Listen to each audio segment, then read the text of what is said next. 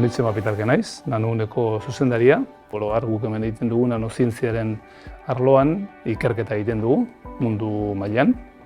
Eta guk hori ikerketatik ateratzen ditugun gure ikerketaren emaitzak nazioarteko komunitate zientifikoarekin partekatzen ditugu industriarekin ere bai. Eta gero nahi izaten dugu ere bai, guk lortzen ditugun emaitzak gizarte osora zabaldu.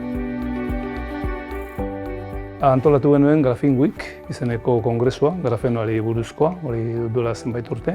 Kongresu hau Europako kongresu garrantzitsuena da, grafenoaren arloa. Gainera ikusita lan aitzindaria egiten dugula grafenoaren ikerketan, oso logikoa zen kongresua hemen Donostian egitea. Guk lehenengo eta behin aldarrikatu genuen Donostian aitzindariak garela grafenoaren ikerketan eta ekoizpenean.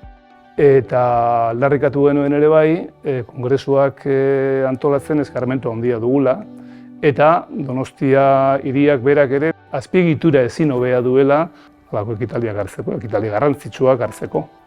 Dena oso ongi joan zen eta emaitza bikaina izan zen. Izatez parte hartzaileak txundituta gelditu ziren. Hemen ez bakarrik, baita ere, kongresuaren maila zientifikoarekin eta baita hemen kongresuak antolatzeko ditugun ahalmen eta gaitasunagatik.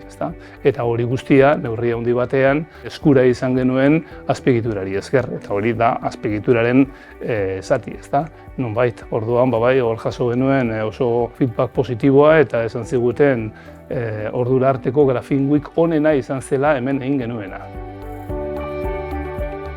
Lankide askoren lanari esker, nazioarteko komunitate zientifikoa Donostiara erakarri ahal izan genuen, oso esperientzia aberasgarria izan zen, eta azkenik errekonozimendu handia jaso genuen. Lan handia dela, baina onurak ere handia dira. Eta gero gainera kontuan hartu behar dugu, hortxe ditugu bide lagun basaretarako Kursal Miramar eta gero Konbentzin Buro, bestelako sektoreko enpresak ere bai. Orduan lana bada, laguntza ere badago eta orduan erraz zentratu gaitezke gure arloan eta hori da gidaritza zientifikoan.